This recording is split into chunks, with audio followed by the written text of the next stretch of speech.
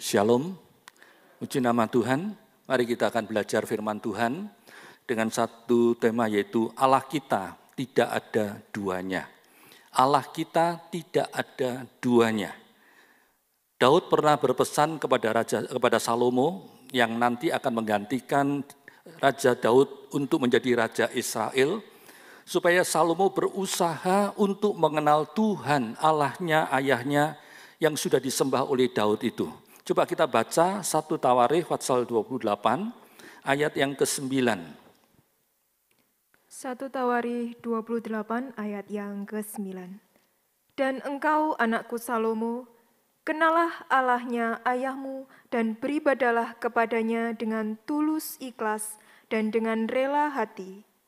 Sebab Tuhan menyelidiki segala hati dan mengerti segala niat dan cita-cita.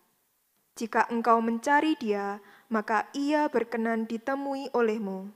Tetapi jika engkau meninggalkan Dia, maka Ia akan membuang engkau untuk selamanya. Amin. Puji nama Tuhan. Di sini Daud berpesan pada Salomo, anakku Salomo, kenallah Allahnya ayahmu dan beribadahlah kepadanya dengan tulus ikhlas dan dengan rela hati. Ya, kenallah Allahnya ayahmu. Tak kenal maka tak sayang, itu kata pepatah dunia mengatakan demikian. Nah, kalau kita tidak kenal siapa Allah yang kita sembah itu, bukan saja kita tidak akan bisa mencintai Tuhan, tetapi kita juga tidak akan mau menyembah kepada Tuhan. Kita juga tidak akan mau beribadah kepada Tuhan. Kita juga tidak akan mau melayani Tuhan. Kita tidak akan pernah mau berkorban apapun juga untuk Tuhan. Dan bahkan kita juga tidak akan pernah mau menuruti perintah-perintahnya. Kita akan berkata, siapa Allah itu? Siapa Allah itu? Kenapa kok saya harus beribadah kepadanya? Kenapa kok saya harus menuruti perintahnya? Siapa dia? Kita akan berkata seperti Raja Firaun. Ya, ketika Musa diutus oleh Tuhan untuk minta pada Firaun, supaya Firaun mengizinkan bangsa Israel keluar untuk memberi persembahan kepada Tuhan di padang gurun, beribadah kepada Tuhan. Firaun berkata, siapa Tuhan itu? Coba baca, Keluaran 5 ayat yang kedua. Keluaran pasal 5 ayat yang kedua. Tetapi Firaun berkata, siapakah Tuhan itu yang harus kudengarkan firman-Nya untuk membiarkan orang Israel pergi? Tidak kenal aku Tuhan itu, dan tidak juga aku akan membiarkan orang Israel pergi. Nah, Firaun berkata, siapa Tuhan itu? Kok aku harus mendengarkan firman-Nya untuk membiarkan orang Israel pergi? Aku tidak kenal Tuhan itu, dan aku enggak mau menuruti perintahnya. Nah, Firaun berkata seperti itu karena dia tidak kenal siapa Tuhan yang harus disembah oleh seluruh umat manusia itu. Nah, begitu juga dengan kita. Kalau kita tidak kenal Tuhan Allah kita dengan baik, maka kita pasti akan punya sejuta alasan untuk tidak mau beribadah kepada Tuhan, untuk tidak mau melayani Tuhan.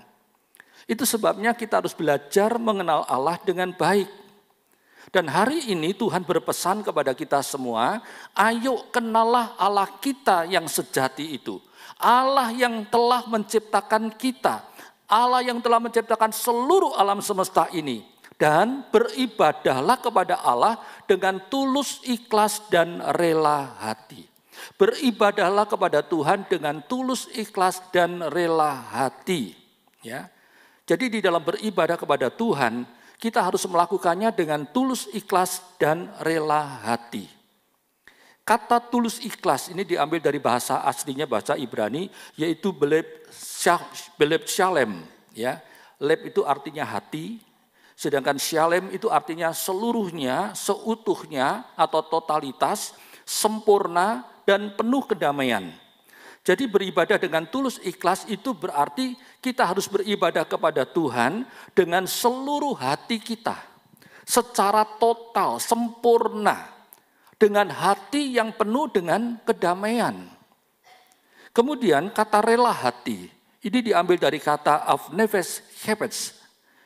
Nefes itu artinya nafas atau jiwa, keinginan, perasaan. Sedangkan hapets itu artinya keinginan, kesukaan. Jadi beribadah kepada Tuhan dengan rela hati itu artinya kita harus beribadah kepada Tuhan dengan seluruh perasaan dan keinginan kita. Dengan penuh sukacita. Jadi kalau digabungkan arti seluruhnya adalah kita harus beribadah kepada Tuhan dengan seluruh hati kita. Dengan seluruh kemauan kita, dengan seluruh keinginan kita, dengan seluruh kerinduan hati kita, dan dengan seluruh perasaan kita. Ya, kita harus beribadah kepada Tuhan dengan penuh kesukaan kita, dengan hati yang penuh sukacita. Dan kita harus melakukannya secara total, disertai hati yang penuh dengan damai sejahtera. Ya. Kita bisa beribadah dengan hati yang penuh damai sejahtera itu karena Tuhan yang sudah lebih dahulu mendamaikan kita dengan pribadi Allah sendiri lewat korban Kristus. Nah, dengan hati yang penuh damai sejahtera, kita bisa memuliakan Tuhan dengan hati yang lapang. Dengan hati yang penuh damai sejahtera itu juga berarti kita tidak boleh menyimpan kebencian di dalam hati kita terhadap siapapun juga. Jadi ingat, kalau kita mau beribadah kepada Tuhan harus secara total. Dengan hati, jiwa, dan raga kita. Dengan penuh sukacita, bukan dipaksa-paksa atau karena terpaksa. Dengan hati yang penuh damai sejahtera. Jadi kalau kita masih menyimpan kebencian terhadap teman kita, ayo segera bereskan di hadapan Tuhan. Tuhan katakan, kalau kita mau memberikan persembahan kepada Tuhan dan kita ingat bahwa kita punya ganjalan terhadap teman kita. Mungkin kita tidak salah. Mungkin teman kita yang berbuat salah pada kita, tapi ada perasaan yang tidak nyaman di dalam beribadah. Tuhan katakan apa? Tinggalkan dulu, letakkan dulu persembahanmu, bereskan dulu dengan temanmu itu, kemudian setelah itu baru datang beribadah dan mempersembahkan persembahanmu kepada Tuhan. Tuhan katakan berdamai dulu dengan musuh kita. Itu adalah perintah Tuhan. Ya, nanti sudah boleh baca dalam Matius 5 ayat yang ke-23 sampai ayat yang ke-25. Tuhan memberi perintah kita beribadah dengan hati yang damai sejahtera. Dan Tuhan yang kita sembah itu bukan sembarang Tuhan. Tetapi Dia adalah Tuhan yang luar biasa, maha hebat. Tuhan yang tidak ada duanya. Tidak ada Allah seperti Allah kita. Coba kita baca 2 Samuel pasal yang ke-22 ayat yang ke-32. 2 Samuel pasal 22 ayat yang ke-32. Sebab siapakah Allah selain dari Tuhan, dan siapakah gunung batu selain dari Allah kita? Siapa Allah selain daripada Tuhan? Dan siapa gunung batu selain daripada Allah kita? Coba baca Mazmur 89 ayat yang ke-9. Mazmur 89 ayat yang ke-9. Ya Tuhan Allah semesta alam, siapakah seperti Engkau? Engkau kuat ya Tuhan, dan kesetiaanmu ada di sekelilingmu. Nah, di sini juga dikatakan, ya Tuhan, siapa yang seperti Engkau? Ingat, tidak ada Allah yang sehebat dan sekuat Tuhan Allah kita. Tidak ada Allah yang bisa melakukan perkara-perkara besar seperti yang sudah dilakukan oleh Allah kita. Mazmur 71 ayat yang ke-19, nanti dibaca di rumah. Tidak ada Allah lain yang sekalipun Dia maha tinggi tetapi masih mau memperhatikan kita yang rendah ini. Kecuali Tuhan Allah kita. Mazmur 113 ayat 5 dan 6, coba dibaca. Mazmur 113 ayat 5 dan 6. Siapakah seperti Tuhan Allah kita yang diam di tempat yang tinggi, yang merendahkan diri untuk melihat ke langit dan ke bumi? Nah, perhatikan siapa yang seperti Tuhan Allah kita. Walaupun Dia diam di tempat yang maha tinggi, tapi mau merendahkan diri untuk melihat kita yang ada di bumi ini.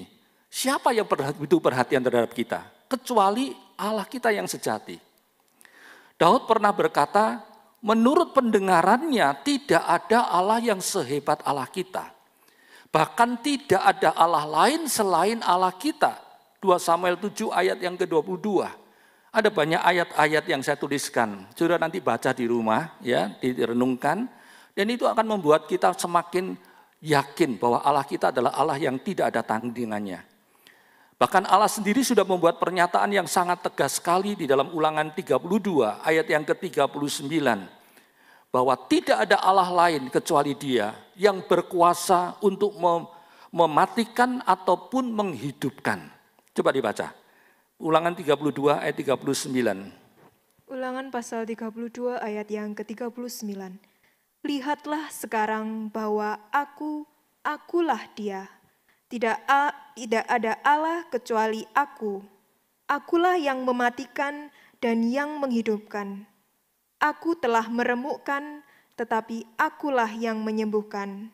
Dan seorang pun tidak ada yang dapat melepaskan dari tanganku. Nah, tidak ada Allah yang seperti Tuhan dan Allah yang kita sembah. Yang punya kuasa untuk mematikan dan juga menghidupkan. Kalau Tuhan meremukkan, maka Tuhan juga yang menyembuhkan. Dan tidak ada yang bisa lepas dari tangan Tuhan. Dalam terjemahan lain katakan, lihatlah, aku Allah yang esa. Tak ada Allah kecuali aku. Aku membunuh dan menghidupkan, melukai dan menyembuhkan. Bila aku bertindak, tak seorang pun dapat melawan. Kalau Tuhan bertindak, tidak ada yang bisa melawan kepada Tuhan. Ya, salah satu terjemahan dalam bahasa Inggris, saya tuliskan di situ. Ya, ayat itu berkata, "Don't you understand? I am the only God, the only one, the only God. There are no others. I am the one who takes life and gives it again. I punished you with suffering, but now I will heal you and nothing can stop me." Tidakkah kamu mengerti? Akulah satu-satunya Allah. Tidak ada yang lainnya. Aku yang mengambil kehidupan dan aku juga yang memberikannya kembali. Aku menghukum kamu dengan penderitaan, tetapi sekarang aku akan menyembuhkan kamu. Dan tidak ada yang bisa menghentikan aku. Itulah Tuhan kita. Dia adalah Allah yang maha kuasa. Dia mampu mematikan kita, tetapi dia juga mampu membangkitkan kita kembali. Dia mampu meremukkan kita, tetapi dia juga mampu menyembuhkan kita kembali. Dan dia adalah satu-satunya Allah dan tidak ada duanya. Tidak ada yang bisa menyamai Tuhan. Bahkan tidak ada yang bisa menandingi Tuhan. Nah, kalau kita kenal Tuhan kita dengan baik dan kita percaya sepenuhnya kepada Tuhan Yesus Kristus, maka hidup kita akan bahagia. Tidak perlu khawatir apapun juga. Tidak perlu takut menghadapi keadaan dan situasi yang seperti apapun juga. Bahkan tidak perlu takut menghadapi siapapun juga. Namun ingat, sekalipun kita sudah percaya kepada Tuhan Yesus Kristus, bahkan sekalipun kita sudah melayani Tuhan, namun kenyataannya ada banyak sekali musuh-musuh di dunia ini yang ingin melemahkan iman kita. Itu adalah fakta yang harus kita hadapi. Ya. Sekalipun kita sudah beribadah, sudah melayani Tuhan, tetap kita akan menghadapi serangan dari musuh-musuh yang ingin membuat iman kita menjadi lemah. Yang ingin membuat kita tidak percaya kepada Tuhan. Bahkan yang ingin menghancurkan kehidupan kita. Musuh yang paling utama itu adalah iblis. Karena iblis tidak suka melihat kita hidup bahagia, iblis tidak suka melihat kita selamat. Iblis benci melihat kita bahagia. Itu sebabnya dia berusaha untuk merusak iman kita. Dia berusaha untuk melemahkan kita supaya kita kehilangan hidup yang kekal itu yang sudah Tuhan sediakan bagi kita. Iblis tahu bahwa dia memang akan dihukum oleh Tuhan dengan hukuman yang kekal.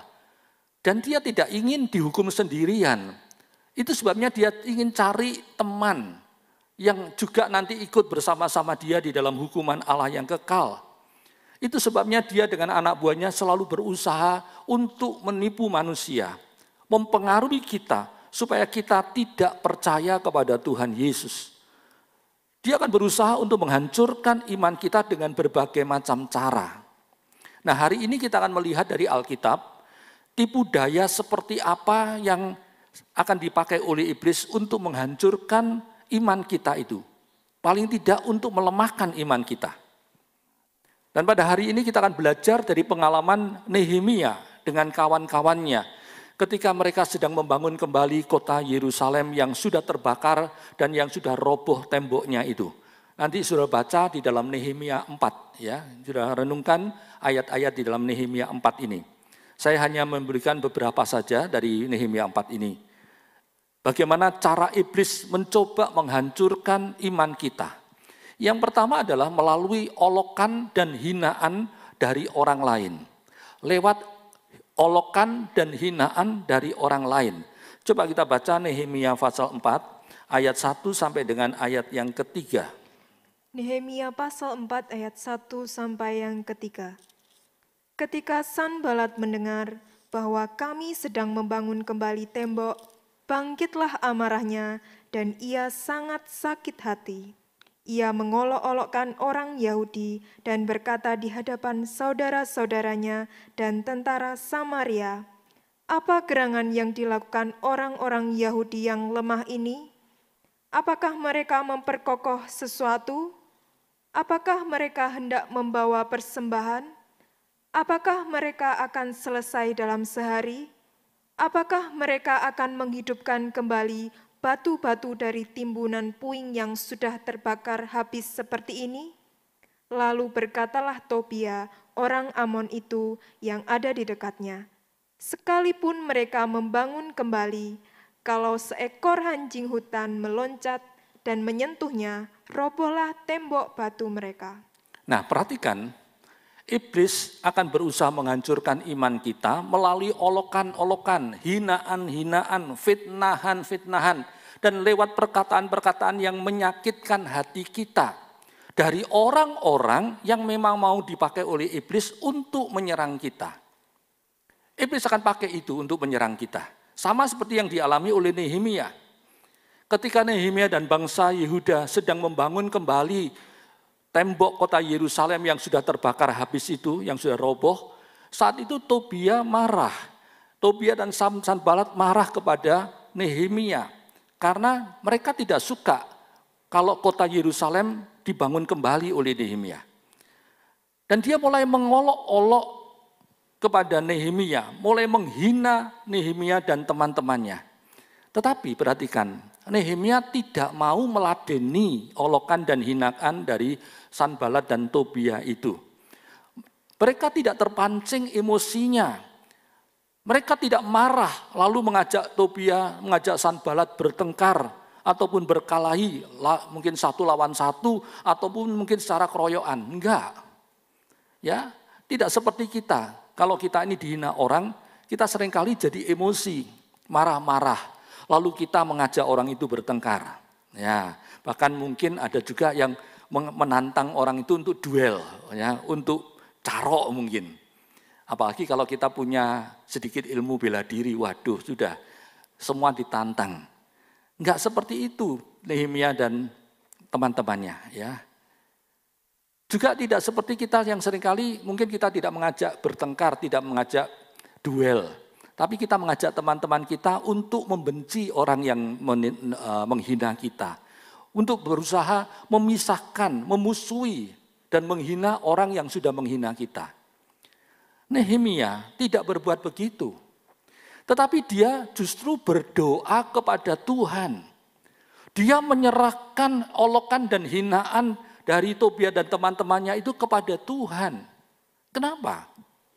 Sebab dia tahu bahwa Tuhan yang disembahnya itu adalah Allah yang tidak ada duanya. Allah yang maha kuasa, Allah yang membela, yang pasti mampu membela dan menolong Nehemia dengan teman-temannya. Bahkan dia percaya bahwa Allah juga mampu membalikkan cemoohan dari Tobia dan Sanbalat itu ke atas mereka sendiri. Coba kita baca Nehemia 4 ayat 4 dan 5. Nehemia pasal 4 ayat 4 dan 5. "Ya Allah kami, dengarlah bagaimana kami dihina.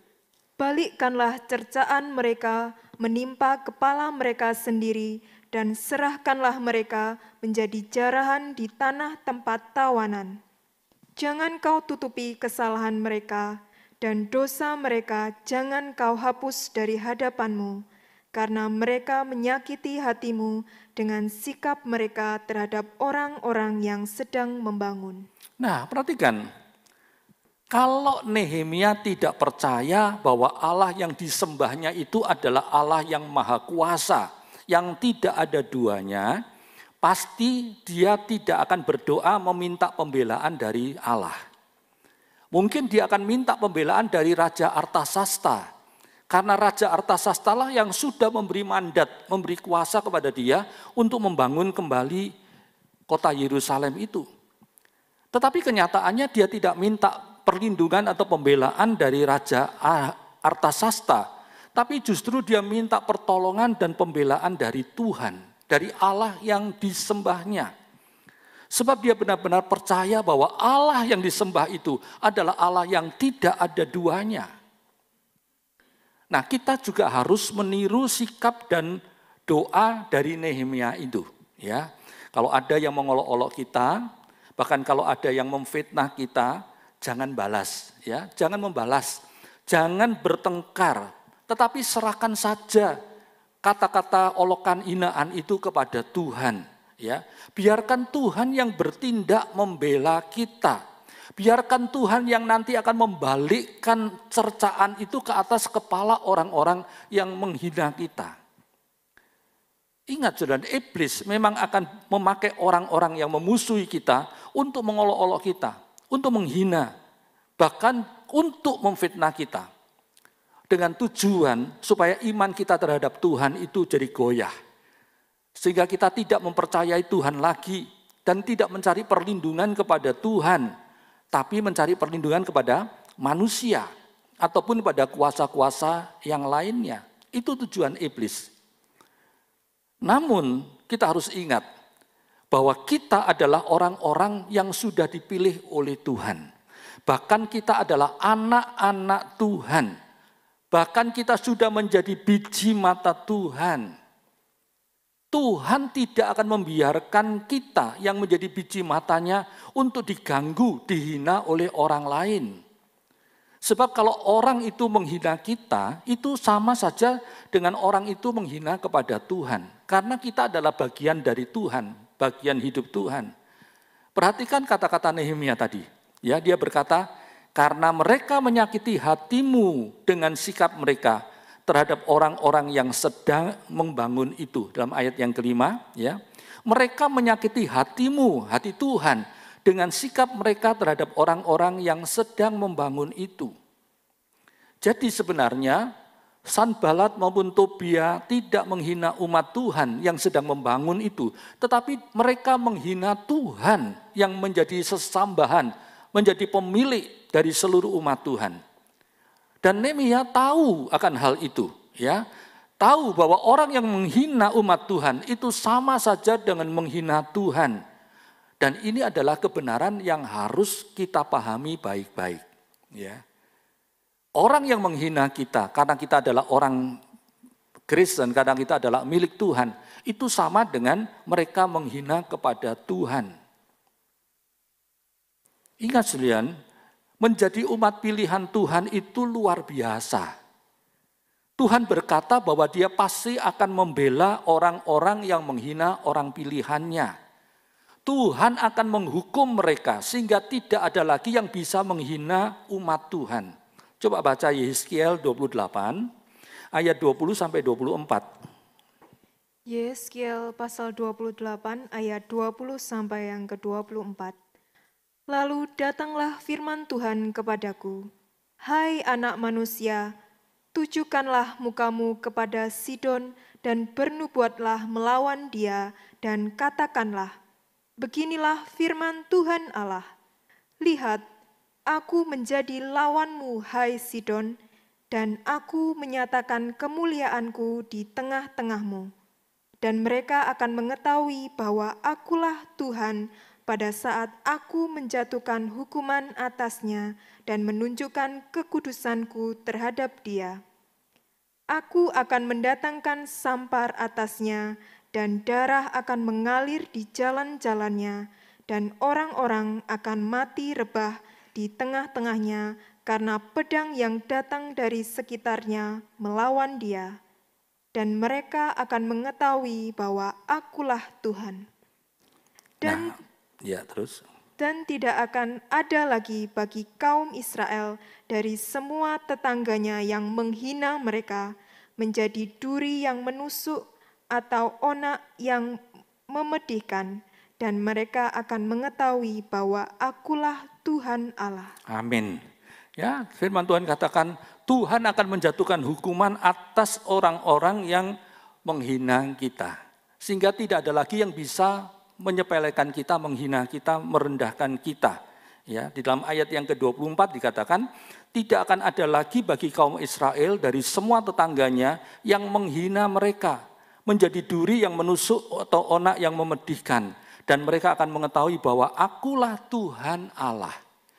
Di dalam ayat 24 ini dalam bahasa Inggris dikatakan, the Lord said, none of the surrounding nations that treated Israel with scorn will ever again be like thorns and briars to hurt Israel. And they will know that I am the sovereign Lord. Ya. Tuhan katakan tidak ada bangsa-bangsa sekitar yang akan mencemooh Israel, tidak akan ada lagi seperti duri dan onak yang menyakiti Israel, dan mereka akan mengetahui bahwa aku adalah Tuhan yang berdaulat. Lihat, Tuhan akan menyatakan kemuliaannya dengan cara menghukum orang-orang yang memusuhi kita. Dengan hukuman-hukuman yang dahsyat sehingga tidak akan ada lagi yang berani mencemooh, mengolok-olok, menghina dan menyakiti kita.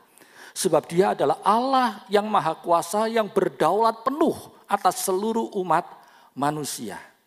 Itu sebabnya jangan takut ketika ada orang-orang yang mengolok-olok dan yang menghina kita. Bahkan jangan takut kalau ada orang yang memfitnah kita. Sebab Tuhan pasti akan membela kita. Karena kita adalah umat kesayangan Tuhan. Jangan lupa ini ya. Ingat aja pengalaman dari Daniel. Ketika Daniel difitnah oleh para pejabat tinggi di kerajaan Media. Sampai akhirnya Daniel dimasukkan ke dalam gua singa. Ya, kandangnya singa. Tuhan yang bela Daniel. Memang untuk sementara waktu kelihatannya seolah-olah Tuhan membiarkan, Tuhan diam saja. Tuhan biarkan Daniel dilemparkan ke dalam gua singa oleh musuh-musuhnya itu. Tetapi sebenarnya Tuhan tidak pernah membiarkan Daniel. Tuhan selalu bertindak membela Daniel. Bahkan lewat dia dimasukkan dalam kandang singa itu. Tuhan menunjukkan kehebatan kuasanya, bagaimana dia menjaga, memelihara Daniel dari singa-singa itu. Sehingga singa-singa itu tidak bisa mengganggu Daniel, tidak bisa mencelakai Daniel. Bahkan singa-singa itu bisa menjadi ya seperti selimut yang menghangatkan tubuh Daniel di dalam gua singa ini. Dan apa yang Tuhan lakukan kepada orang-orang yang memusuhi Daniel? Justru orang-orang itulah yang akhirnya dilemparkan ke dalam gua singa itu. Dan firman Tuhan katakan, ketika orang-orang itu dilemparkan bersama keluarganya, belum sampai menyentuh tanah sudah dicapik-capik oleh singa-singa yang kelaparan itu. Ya, nanti sudah boleh baca dalam Daniel pasal 6 ayat 1 sampai dengan ayat 25. Itulah Tuhan saudara, Tuhan saya. Kita punya Allah yang tidak ada duanya, yang akan selalu membela kita. Itu sebabnya ketika ada orang yang mengolok-olok kita, menghina kita, memfitnah kita, jangan pedulikan, ya, jangan pedulikan dia, jangan bertengkar dengan orang itu. Tetapi teruslah kerjakan tugas kita sampai selesai. Jangan sampai kata-kata mereka yang menyakitkan hati kita itu membuat kita jadi ngelokro, sehingga kita berhenti bekerja melayani Tuhan, berhenti beribadah kepada Tuhan. Jangan. Sama seperti yang dilakukan oleh Nehemia dan kawan-kawannya. Mereka tidak mempedulikan olokan dan hinaan dari orang-orang itu. Tetapi mereka terus membangun, tidak berhenti membangun karena olokan dan hinaan itu. Ya, nanti dibaca ayat Nehemia 4 ayat yang ke-6. Firman Tuhan katakan, Nehemia katakan, kami terus membangun tembok sampai setengah tinggi, sampai ujung-ujungnya bertemu. Ya. Bangsa seluruhnya bekerja dengan segenap hati. Nehemia dan segenap bangsanya terus bekerja, terus membangun dengan segenap hati. Mereka tidak membiarkan hati mereka menjadi kecewa atau sakit hati karena olokan, karena hinaan itu. Sehingga bisa mempengaruhi semangat mereka untuk terus bekerja membangun tembok kota Yerusalem itu. Saudara dan saya harus ingat bahwa kita adalah biji mata Allah. Orang-orang yang disayang oleh Tuhan. Yang akan membela kita bukan manusia. Juga bukan sembarang Tuhan. Tetapi yang membela kita adalah Tuhan yang maha kuasa. Allah yang tidak ada duanya itu. Dan kalau Tuhan yang membela kita, tidak ada lagi yang bisa menghina kita. Ya, hidup kita akan penuh dengan sukacita, penuh dengan damai sejahtera, walaupun ada yang menghina kita. Itu sebabnya jangan biarkan hati kita ini dirusakkan oleh kata-kata olokan, kata-kata hinaan, cemoohan, ataupun fitnahan dari orang lain. Jaga hati kita sendiri, ya, tetap jaga hati kita dengan menyerahkan semua olokan hinaan itu kepada Tuhan. Dan tetaplah bekerja melayani Tuhan. Jangan berhenti melayani gara-gara olokan, gara-gara hinaan, gara-gara cemoohan, gara-gara fitnahan orang lain. Ingat, itu adalah tipu muslihat iblis untuk menghancurkan iman kita terhadap Allah yang tidak ada duanya itu. Ya, itu sebabnya jaga hati kita sendiri. Tetap percaya kepada Tuhan. Kalau kita mengalami hinaan, olokan, kembalikan kepada Tuhan. Biarkan Tuhan yang membela kita. Kita enggak perlu membela diri. Juga enggak perlu mencari perlindungan kepada manusia. Serahkan kepada Tuhan. Dia sangat peduli kepada kita. Amin. Cara yang kedua yang dipakai oleh iblis untuk berusaha untuk menghancurkan iman kita, yaitu melalui serangan secara fisik dari orang-orang yang memusuhi kita. Coba kita baca Nehemia 4 ayat 7 dan 8. Nehemia 4 ayat 7 dan 8. Ketika Sanbalat dan Tobia serta orang Arab dan orang Amon dan orang Asdod mendengar bahwa pekerjaan perbaikan tembok Yerusalem maju dan bahwa lobang-lobang tembok mulai tertutup, maka sangat marahlah mereka. Mereka semua mengadakan persepakatan bersama untuk memerangi Yerusalem dan mengadakan kekacauan di sana. Nah, perhatikan, ketika Sanbalat dan teman-temannya melihat bahwa pekerjaan pembangunan tembok Yerusalem itu terus berlangsung dan hampir tertutup, mereka mulai marah dan mereka berusaha untuk menyerang. Ya, mengadakan persepakatan bersama untuk memerangi Yerusalem dan mengadakan kekacauan di sana. Ini salah satu tipu daya iblis untuk melemahkan iman kita, yaitu dengan memakai orang-orang yang mengancam dan menyerang kita secara fisik, ya, menyerang secara tubuh. Serangan-serangan secara fisik itu memang seringkali membuat kita menjadi ketakutan. Sehingga kita memilih untuk meninggalkan pelayanan kita. Dan bahkan kita meninggalkan Tuhan Yesus. Ini adalah cara yang dipakai oleh iblis untuk menyerang Nehemia dan kawan-kawannya yang sedang membangun Yerusalem. Iblis pakai Tobia dan para sekutunya itu untuk mengancam memerangi Yerusalem dan membuat kekacauan di sana. Supaya Nehemia dan bangsa Israel ketakutan. Kemudian berhenti, tidak melanjutkan pembangunan di situ. Namun apa yang Nehemia lakukan? Apakah Nehemia takut menghadapi ancaman serangan secara fisik dari Tobia? Tidak. Nehemia tidak takut. Dia tetap mengajak bangsa Israel untuk tetap melanjutkan pembangunan tembok kota Yerusalem sampai selesai. Nah, tentang ancaman dari Tobia ini, dia hanya berdoa menyerahkan ancaman itu kepada Tuhan. Sambil dia mengajak teman-temannya untuk tetap bersikap waspada. Ya. Nehemia 4 ayat yang ke-9 katakan, kami berdoa kepada Allah kami dan mengadakan penjagaan terhadap mereka siang dan malam. Nah, perhatikan ini yang dilakukan oleh Nehemia. Dan ini yang juga harus kita lakukan ketika kita menghadapi ancaman serangan secara fisik dari Tobia-Tobia yang ada di dunia ini. Kita nggak usah takut, ya. Jangan terus karena diancam dengan serangan fisik, kemudian kita berhenti beribadah, kita berhenti berdoa, kita berhenti melayani Tuhan. Jangan. Ingat, yang dilakukan oleh Nehemia adalah justru berdoa kepada Tuhan dan tetap melanjutkan pekerjaan pembangunannya dengan sikap waspada. Mengapa Nehemia dan bangsa Yehuda berdoa kepada Tuhan? Ya sebab mereka tahu dan mereka percaya bahwa Tuhan yang mereka sembah itu adalah Tuhan yang maha kuasa. Tuhan yang tidak ada duanya. Tuhan yang akan selalu menjaga dan melindungi mereka dari semua ancaman dan serangan musuh tersebut. Mereka sangat yakin tentang perlindungan Tuhan. Nah begitu juga dengan kita. Kita juga harus percaya bahwa Tuhan Yesus Kristus yang kita sembah, Dia adalah Allah yang tidak ada tandingannya, tidak ada duanya.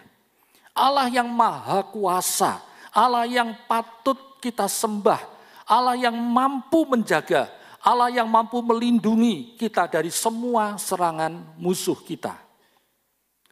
Kita harus yakin bahwa kita adalah orang-orang yang sangat dikasihi oleh Tuhan.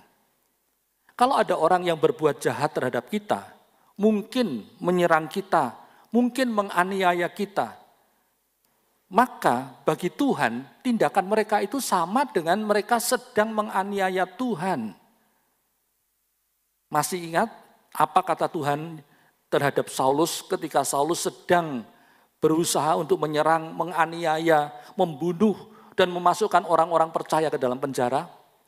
Ketika Saulus sedang dalam perjalanan ke Damsyik, Tuhan menjumpai dan Tuhan berkata kepada Saulus, ya, dalam Kisah Para Rasul 9 ayat 1 sampai 5. Tuhan berkata, Saulus, kenapa engkau menganiaya aku? Saulus tanya, loh, siapa engkau Tuhan? Aku kalau tidak pernah merasa menganiaya engkau. Tuhan katakan, aku Yesus. Apa yang kamu lakukan terhadap umatku, itu kamu lakukan padaku. Kalau engkau menganiaya umat Tuhan, itu sama dengan menganiaya aku. Nah perhatikan perkataan dari Tuhan ini. Orang yang menganiaya umat Tuhan itu sama saja dengan menganiaya Tuhan sendiri. Dan Tuhan benar-benar tidak akan membiarkan kita sebagai biji matanya untuk dianiaya oleh siapapun. Kalau ada orang yang menyerang dan menganiaya kita, itu sama dengan orang itu sedang menyerang dan menganiaya Tuhan. Karena Tuhanlah yang empunya diri kita. Ya. Dan ingat, Tuhan tidak akan membiarkan ada seorang pun juga yang menyerang kepada Tuhan. Bahkan Tuhan tidak akan membiarkan dirinya dipermalukan, dipermainkan oleh siapapun juga. Galatia 6 ayat yang ke-7. Jadi kalau ada orang yang berani mempermainkan kita, menyerang kita, melawan kepada kita, itu sama dengan melawan dan mempermainkan Tuhan. Dan orang itu nanti pasti akan dibinasakan oleh Tuhan. Coba baca Ayub 9 ayat yang ke-4. Ayub pasal 9 ayat yang ke-4. Allah itu bijak dan kuat. Siapakah dapat berkeras melawan Dia dan tetap selamat? Nah, siapa yang dapat berkeras melawan Tuhan dan tetap selamat? Enggak ada. Itu sebabnya kalau ada musuh yang menyerang kita, kalau ada musuh yang ingin mengacaukan hidup kita, ingin mengacaukan ketenangan pekerjaan kita, mengacaukan rumah tangga kita, bahkan mengacaukan pelayanan kita, ingat, berdoa sajalah kepada Tuhan. Serahkan semua ancaman musuh itu kepada Tuhan. Biarkan Tuhan yang berperang ganti kita. Biarkan Tuhan yang melawan orang-orang itu, bukan kita yang melawan orang-orang itu. Ya, kita tinggal tunggu kemenangan yang Tuhan akan berikan kepada kita. Kita tinggal nonton saja bagaimana Tuhan membuat 1.000 orang rebah di kiri kita. Dan membuat 10.000 orang rebah di kanan kita. Karena Tuhan yang melakukan pembalasan bagi kita terhadap orang-orang yang jahat itu. Itu ditulis dalam Mazmur 91 ayat yang ke-7 dan ayat yang ke-8. Percayalah bahwa Allah yang kita sembah di dalam nama Tuhan Yesus Kristus, Dia adalah Allah dan Tuhan yang benar-benar tidak ada duanya. Dia adalah penjaga kita, pelindung kita yang maha kuat. Sekalipun seluruh dunia ini mau menyerang kita, mau mengacaukan kehidupan kita, mungkin seperti banjir banyaknya, ya, begitu hebat mengepung kehidupan kita, ingin menenggelamkan kita di dalam banjir itu. Namun Tuhan tidak akan membiarkan kita binasa. Tuhan tidak akan membiarkan iman kita runtuh. Tuhan tidak akan membiarkan kita hancur. Tuhan yang akan menjangkau kita dan mengangkat kita keluar dari bahaya itu. Coba kita baca Mazmur 18 ayat 17 sampai dengan ayat 20. Mazmur 18 ayat 17 sampai yang ke-20. Ia menjangkau dari tempat tinggi, mengambil aku, menarik aku dari banjir. Ia melepaskan aku dari musuhku yang gagah dan dari orang-orang yang membenci aku, karena mereka terlalu kuat bagiku. Mereka menghadang aku pada hari sialku, tetapi Tuhan menjadi sandaran bagiku. Ia membawa aku keluar ke tempat lapang. Ia menyelamatkan aku karena Ia berkenan kepadaku. Nah, lihat, Tuhan katakan apa? Tuhan akan menjangkau kita dari tempat tinggi dan mengambil kita, menarik kita keluar dari banjir. Melepaskan kita dari musuh kita yang gagah, yang hebat-hebat, yang membenci kita, yang terlalu kuat bagi kita. Tuhan akan melepaskan kita dari musuh-musuh yang gagah maupun dari orang-orang yang membenci kita, yang terlalu kuat untuk kita hadapi. Kita memang tidak mampu melawan orang-orang yang jahat itu, tetapi Tuhan mampu melawan mereka. Bahkan Tuhan mampu membinasakan mereka semuanya. Itu sebabnya kita harus bersandar dan percaya kepada Tuhan, menyerahkan hidup kita kepada Tuhan. Percaya bahwa Tuhan pasti akan melindungi kita. Dan jangan lupa, di samping kita harus berdoa kepada Tuhan, menyerahkan musuh kita itu kepada Tuhan, kita sendiri harus tetap waspada, berjaga-jaga, iman kita harus tetap kuat. Jangan sampai goyah, perteguh dengan baca Alkitab, supaya iman kita itu semakin kokoh. Ya. Jadi di samping di samping berdoa, harus tetap waspada, sama seperti yang dilakukan oleh Nehemia. Di samping berdoa, mereka tetap berjaga-jaga, pegang senjatanya itu. Ya. Itu sebabnya mereka bisa tetap melanjutkan pekerjaannya membangun tembok Yerusalem. Sebagian ada yang berjaga-jaga, sebagian melakukan tugasnya membangun. Mereka gantian. Bahkan ada juga yang sambil bekerja, satu tangan pegang alat kerja, satu pegang pedang. Ada yang ditaruh pedangnya di pinggang. Pokoknya semuanya dalam keadaan waspada. Nah, itu yang harus dilakukan di dalam menghadapi keadaan yang kita hadapi di dunia ini. Ya, berdoa. Selain berdoa harus berjaga-jaga. Enggak boleh sembrono. Ya sudah pasti Tuhan menolong saya santai aja. Enggak. Kita punya kewajiban untuk selalu berjaga-jaga. Ya, kita memang harus berdoa, menyerahkan semua masalah kita kepada Tuhan. Tapi kita sendiri tidak boleh lengah. Kita harus waspada terhadap tipu muslihat dan serangan musuh. Sambil kita melanjutkan pekerjaan kita. Supaya kalau musuh itu nanti datang menyerang kita, kita bisa melihat mereka dan kita bisa melawan. Kita tidak kaget, kita tidak gugup. Kita bisa tetap tenang menghadapi musuh-musuh ini. Nah, dari sini kita bisa belajar satu kebenaran yang sudah seringkali saya sampaikan kepada saudara. Yaitu dalam keadaan apapun juga kita harus tetap melakukan bagian kita. Bagian kita adalah bagian kita, harus dikerjakan. Sedangkan bagian Tuhan itu adalah bagian yang kita tidak mampu lakukan, itu bagiannya Tuhan. Biarkan Tuhan yang mengerjakannya bagi kita. bagian kita harus tetap dikerjakan. Apa bagian kita? Bagian kita adalah terus bekerja melayani Tuhan. Terus membangun hidup kita sebagai rumah Allah yang kudus. Itu adalah bagian kita. Sambil berjaga-jaga, sambil tetap memakai selengkap senjata Allah yang sudah diberikan kepada kita. Nanti bagian Tuhan adalah memberikan perlindungan dan kemenangan kepada kita. Itu sebabnya apapun yang terjadi, jangan kita berhenti beribadah kepada Tuhan. Jangan berhenti kita bekerja melayani Tuhan. Teruslah beribadah di gereja dengan setia. Teruslah bekerja melayani Tuhan. Jangan takut pada ancaman dunia ini. Tirulah sikap dari Nehemia. Ketika mereka diolok, dihina musuh, Nehemia berdoa kepada Tuhan. Nehemia menyerahkan semua itu kepada Tuhan. Ketika Nehemia dan kawan-kawannya akan diserang secara fisik, Nehemia kembali berdoa, menyerahkan itu kepada Tuhan, dan tetap berjaga-jaga. Dan ini yang harus kita lakukan dalam kehidupan kita. Dalam segala keadaan, tetaplah ingat kepada Tuhan, berdoa kepada Tuhan. Serahkan setiap masalah kita kepada Tuhan. Dan biarkanlah kepada Tuhan, biarkan Tuhan bekerja dengan cara Tuhan untuk menolong kita. Bagian kita harus waspada, ya kita kerjakan. Bagian kita untuk terus memuji Tuhan, melayani Tuhan, ya kita kerjakan. Bagian kita untuk terus membangun hidup kita sebagai rumah Allah yang kudus, ya tetap kita kerjakan.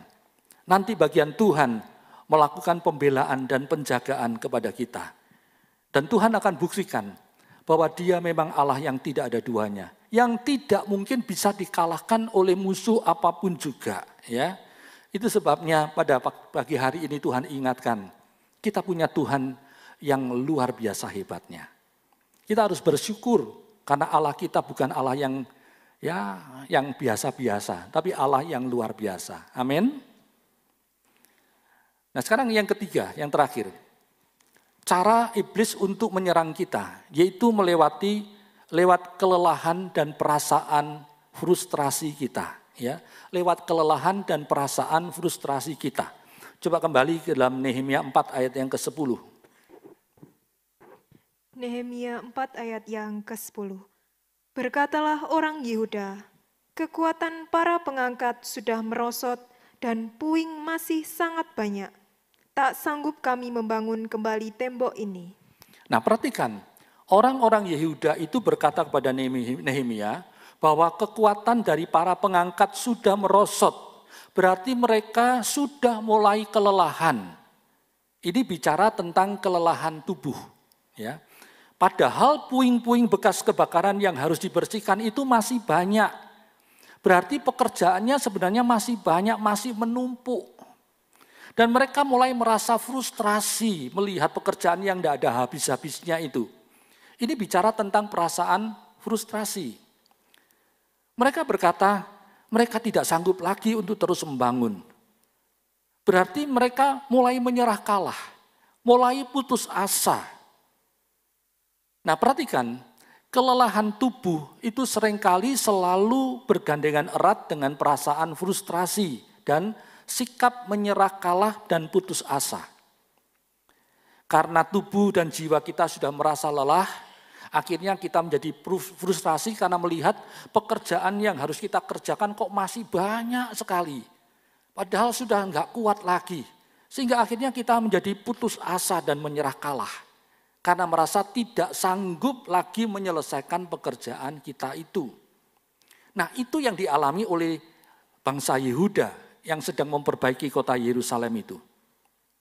Nah, perhatikan, serangan yang pertama dan yang kedua tadi, ya, lewat olokan, hinaan maupun serangan secara fisik, itu merupakan serangan iblis dari luar tubuh kita.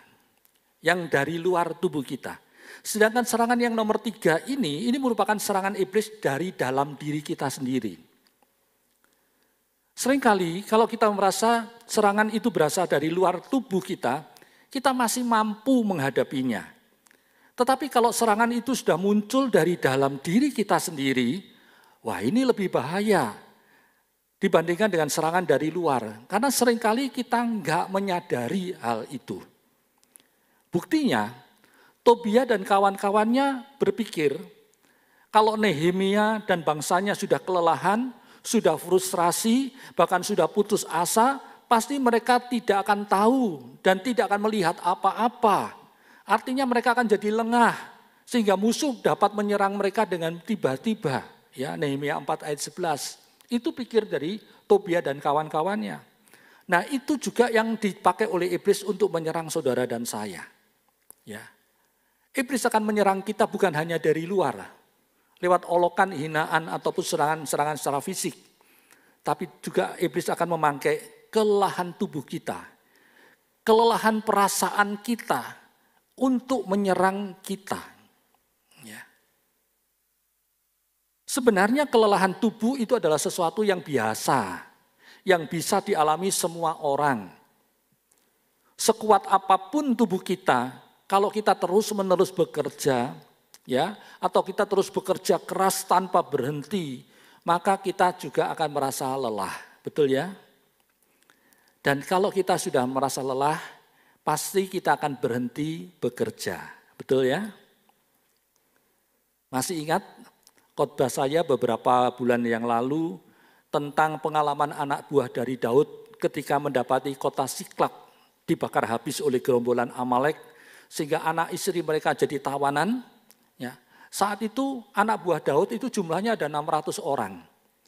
Tetapi yang ikut berperang bersama Daud untuk mengejar musuh itu hanya 400 orang.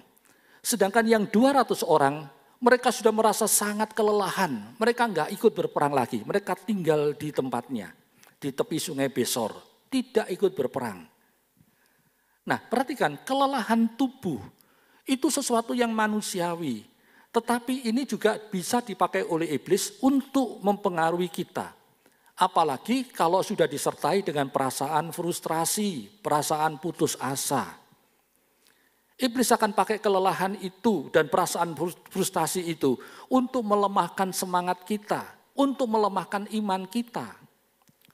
Contoh yang gampang, karena kelelahan, karena frustasi, karena putus asa menghadapi masalah, kita jadi tidak berdoa.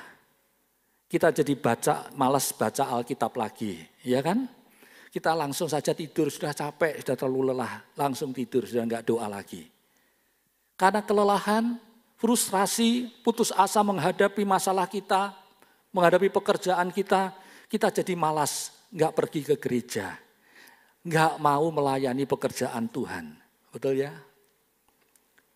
Iblis bisa pakai perasaan lelah itu, perasaan frustrasi untuk melemahkan kita. Dan Tuhan tahu hal itu. Itu sebabnya Tuhan itu memberikan hari Sabat kepada kita. Tuhan katakan 6 hari kamu kerja. Oke, kerja keras. Tapi pada hari yang ke-7 itu hari Sabat, hari perhentian. Hari di mana engkau harus beribadah kepada Tuhan. Ya. Jangan bekerja lagi pada hari Sabat. Gunakan kesempatan itu untuk menghilangkan kelelahan tubuh kita, kepenatan pikiran kita dengan beribadah kepada Tuhan. Ya. Bahkan sampai Tuhan katakan, lembu sapimu, keledaimu juga enggak boleh kerja pada hari Sabat. Pegawai-pegawaimu, orang upahanmu juga enggak boleh bekerja. Ya. Sudah bisa baca itu dalam Keluaran 20 ayat 8 sampai 10. Keluaran 23 ayat yang ke-12. Tuhan memberikan hari Sabat untuk beristirahat, supaya kelelahan tubuh kita, kepenatan hati dan pikiran kita ini bisa hilang. Tapi sayang sekali, hari Sabat pun seringkali tetap kita pakai untuk bekerja. Sehingga tidak ada waktu lagi untuk tubuh kita beristirahat. Itu sebabnya kita ini harus bersikap bijaksana di dalam mengatur waktu bekerja dan waktu istirahat kita. Gunakan hari Sabat untuk benar-benar beristirahat dan berdoa, beribadah kepada Tuhan. Sehingga kita tidak sampai terlalu lelah tubuh kita, pikiran kita juga tidak sampai terlalu lelah, hati kita juga tidak lelah menghadapi masalah-masalah, sehingga akhirnya kita jadi frustrasi menghadapi hidup ini. Ya. Pakai waktu itu untuk beribadah dan melayani Tuhan. Kalaupun kita merasa kelelahan, Tuhan sudah undang untuk kita datang kepada Tuhan. Matius 11 ayat 28, Tuhan katakan apa? Mari datanglah kepadaku, hai kamu yang letih lesu yang berbeban berat. Aku akan memberikan kelegaan kepadamu. Tuhan sudah menawarkan kelegaan, kedamaian, istirahat dari kelelahan kita. Tuhan tawarkan itu kepada kita, tinggal kita mau datang kepada Tuhan atau tidak. Bahkan Tuhan tidak hanya berkata begitu, Tuhan berjanji memberi kekuatan yang baru kepada kita. Coba baca Yesaya 40 ayat 28 sampai dengan ayat 31. Yesaya 40 ayat 28 sampai yang ke-31. Tidakkah kau tahu dan tidakkah kau dengar? Tuhan ialah Allah kekal yang menciptakan bumi dari ujung ke ujung. Ia tidak menjadi lelah dan tidak menjadi lesu. Tidak terduga pengertiannya. Dia memberi kekuatan kepada yang lelah dan menambah semangat kepada yang tiada berdaya. Orang-orang muda menjadi lelah dan lesu, dan teruna-teruna jatuh tersandung. Tetapi orang-orang yang menanti-nantikan Tuhan mendapat kekuatan baru. Mereka seumpama Raja Wali yang naik terbang dengan kekuatan sayapnya. Mereka berlari dan tidak menjadi lesu. Mereka berjalan dan tidak menjadi lelah. Amin. Lihat saudara, Tuhan tidak akan pernah membiarkan kita merasa kelelahan di dalam hidup ini. Lebih-lebih keletihan dan kelesuan jiwa. Tuhan juga tidak akan membiarkan kita merasa frustrasi menghadapi banyaknya masalah dan pekerjaan yang harus kita lakukan. Apalagi sampai merasa putus asa dan menyerah kalah. Tuhan kita adalah Allah yang tidak pernah membiarkan kita kelelahan. Dia adalah Allah yang tidak ada duanya, yang tidak akan pernah membuat kita merasa kelelahan. Tuhan mau menolong, Tuhan mau memberikan kekuatan yang baru kepada kita setiap hari. Itu janji firman Tuhan. Tuhan berkata, tubuh kita, manusia lahiriah kita ini boleh makin merosot kekuatannya. Tetapi Tuhan akan membuat kita semakin kuat di dalam Tuhan. Tuhan yang akan membaharui manusia batiniah kita dari sehari ke sehari. 2 Korintus 4 ayat yang ke-16. Tubuh kita boleh menjadi semakin tua, tapi kita tetap kuat di dalam Tuhan. Itu janji Tuhan. Itu sebabnya apapun yang terjadi, jangan pernah melepaskan diri dari Allah yang tidak ada duanya itu. Ya, jangan pernah melepaskan diri dari Tuhan Yesus Kristus. Tetap tinggal di dalam Tuhan Yesus. Sebab hanya di dalam Tuhan Yesus, sebab hanya Dia yang mampu menolong dan memberi kekuatan kepada kita. Sehingga kita tidak akan bisa dikalahkan oleh kelelahan. Kita tidak akan bisa mengalami frustrasi lagi. Lebih-lebih kita tidak akan pernah putus asa menghadapi semua persoalan hidup kita di dunia ini. Tuhan itu sumber kekuatan kita. Dia adalah sumber kekuatan kita yang tidak akan pernah habis. Dia adalah sumber damai sejahtera kita. Dia adalah sumber pengharapan kita. Ya, Dia adalah sumber sukacita kita. Asal kita selalu dekat dengan Tuhan, hidup kita akan dijaga oleh Tuhan. Ingat, iblis akan pakai 3 cara ini untuk membuat iman kita goyah. Tapi jangan lupa, kita tidak sendirian. Kita punya Tuhan yang tidak ada duanya, yang selalu memperhatikan dan siap menolong kita. Ya, walaupun iblis memakai olokan, hinaan, fitnahan untuk menyerang kita, memakai orang-orang yang ingin memukul kita, membunuh tubuh kita, ingat Tuhan pembela kita. Tuhan tidak akan biarkan kita mengalami itu, kecuali Tuhan punya rancangan lain untuk kita, untuk menjadi saksi Tuhan. Itu beda. Tapi Tuhan nanti akan beri kekuatan sehingga kita mampu menghadapi semuanya itu. Dan lebih dari itu, Tuhan tidak akan pernah membiarkan kita putus asa. Masalah boleh banyak, tubuh boleh menjadi lelah, hati bisa menjadi lelah. Tetapi kalau bersama Tuhan, Tuhan yang memberi kekuatan yang baru kepada kita. Ya, itu sebabnya jangan pernah menyerah terhadap tipu muslihat iblis. Jangan pernah menyerah terhadap serangan-serangan iblis. Ingat, kita punya Tuhan yang tidak ada duanya, yang selalu menjaga, melindungi, menolong kita. Dia tidak akan membiarkan kita menghadapi semuanya itu sendirian. Dia akan selalu bertindak menolong kita. Itu sebabnya tetaplah tinggal di dalam Tuhan Yesus Kristus. Amin. Ya, biarlah firman Tuhan ini kita perhatikan baik-baik dan kita bisa hadapi semua masalah kita bersama-sama dengan Tuhan. Mari kita mau berdiri bersama-sama. Ku hidup karena percaya, Kau yang berjanji setia, pengharapanku selalu ada di dalam-Mu. Ku tidak akan menyerah meski dalam kesesakan, seluruh hidupku di dalam genggaman-Mu. Aku punya Tuhan yang besar.